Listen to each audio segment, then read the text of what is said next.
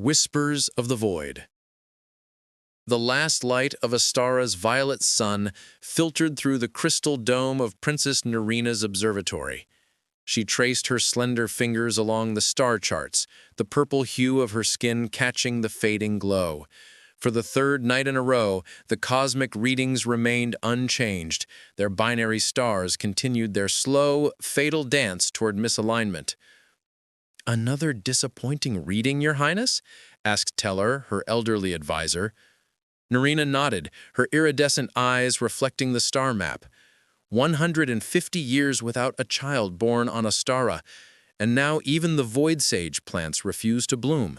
She gestured toward the withered gardens visible through the dome. "Our world is dying, Tellor, and I fear I shall be the last to witness its end." The princess was the youngest of her kind at 73 years, still considered youthful among her long-lived people. But the cosmic anomaly that had rendered all Astarans infertile meant their civilization would inevitably fade into dust. "Perhaps the Council's decision to accept the Terran research team will yield new insights," Teller suggested, his voice carrying a rare note of hope. Nerina frowned. "Outsiders studying us like specimens? I fail to see how humans poking at our soil will reverse a celestial curse."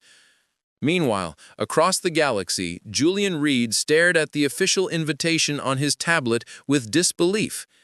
"They've accepted your research proposal, Jules," Dr. Amara Santos said, clapping his shoulder. "First human botanist invited to study Astara's ecosystem. This is huge." Julian ran a hand through his unruly brown hair, his green eyes wide with excitement. At 34, he had dedicated his career to understanding botanical adaptation in extreme environments, but this opportunity exceeded his wildest ambitions. "The Astarans have always been secretive about their environmental crisis," he said. "Why now? Why me?" Amara shrugged. "Your work on revitalizing the Sahel region has garnered attention. Besides, they're desperate. No births in a century and a half, accelerating ecosystem collapse. They need fresh eyes." 3 weeks later, Julian stood in the departure bay of the interstellar vessel Horizon, clutching his research kit. The journey would take 18 days in suspended animation, a small price to pay for the opportunity to study a civilization on the brink.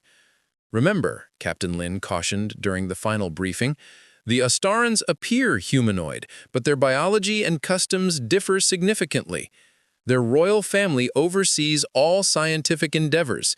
You'll be working directly with Princess Nerina, who heads their Environmental Preservation Council." Julian nodded, committing the protocols to memory. "And the planetary anomaly? Any new data?"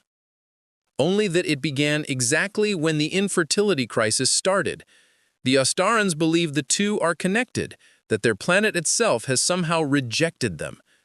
As the suspension chamber hummed to life around him, Julian couldn't help but wonder what awaited him on the dying world of Astara.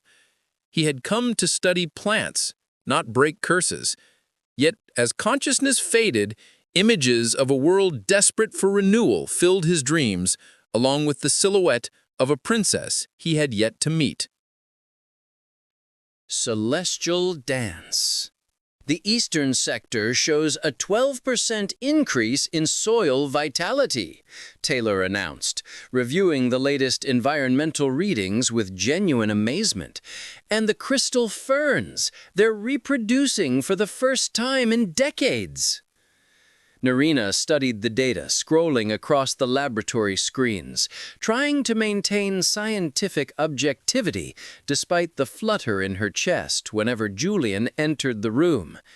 2 months into the research mission, small but significant changes were appearing across Astara's ecosystem.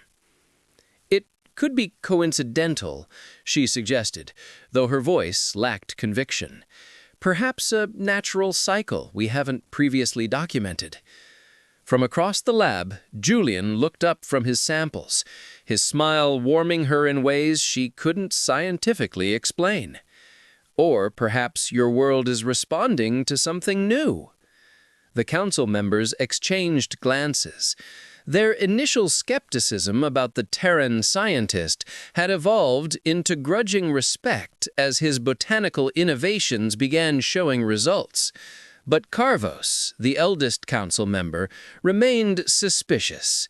These changes are most concentrated around areas where you two have conducted research, Carvos observed, his ancient eyes narrowing.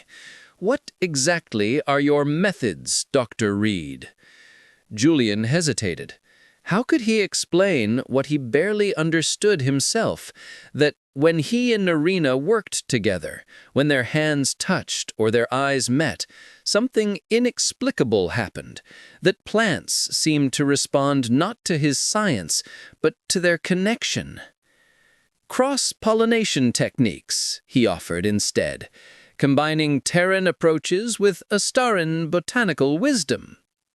Later that evening, away from the council's scrutiny, Julian and Narina walked along the cliffs overlooking the prismatic sea.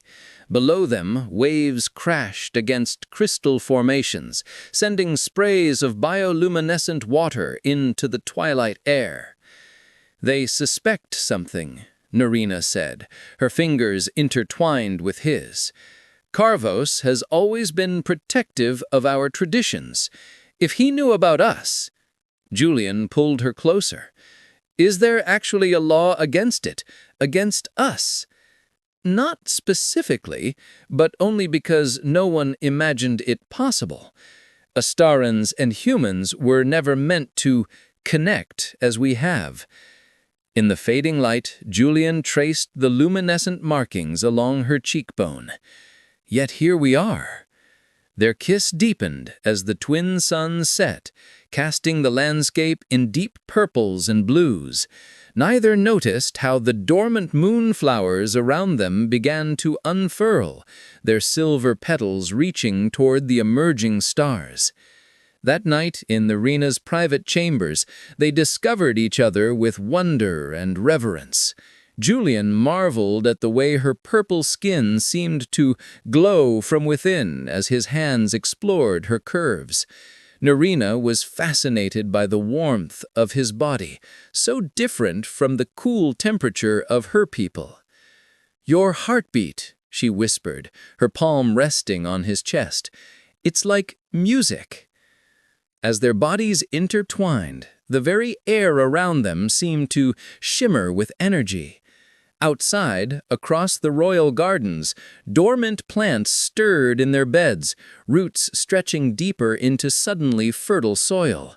Within the sacred grove, an ancient tree that had stood leafless for a century quietly unfurled a single green bud. Afterwards, as they lay together in the silvery moonlight, Julian noticed something extraordinary. A small patch of moss growing from the stone floor beneath their bed, spreading outward in a perfect circle. "Narina," he whispered, pointing to the impossible growth. "Look!" She stared in wonder, then placed her hand upon the moss. It responded to her touch, growing more vibrant. "It's as though—" she began. "As though the planet approves," Julian finished, the implication dawning on them both. But their discovery would have to wait. A sharp knock interrupted the moment, followed by Taylor's urgent voice. "Princess, you must come quickly! The sacred tree! It's blooming!" They exchanged a look of mingled hope and apprehension. Something was awakening on Astara, something tied to their forbidden union. And not everyone would welcome this change. Legacy of Stars. Morning brought news that sent ripples of apprehension through the royal palace. The Void Priests had emerged from their century-long seclusion and were journeying to the capital. Known for their devotion to cosmic purity, these enigmatic figures had once been the spiritual leaders of Astara, vanishing into isolation shortly after the Void affliction began. "This is unprecedented," Taylor told Julian as they hurried through the crystal corridors. "The Void Priests believe any disruption to Astara's cosmic harmony is sacrilege." "And they consider my child such a disruption," Julian concluded grimly. Nerina stood on the royal balcony, addressing a gathering of citizens who had come seeking confirmation of the rumors. Her purple form, silhouetted against the lavender sky, radiated a quiet strength that moved Julian deeply. "Yes, I carry a child," she announced, her voice carrying across the hushed crowd. "A child of two worlds, conceived in love and hope.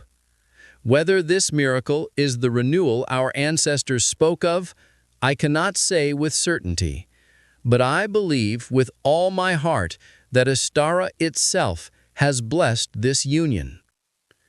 Murmurs rippled through the gathering. Many fell to their knees in reverence, while others exchanged troubled glances.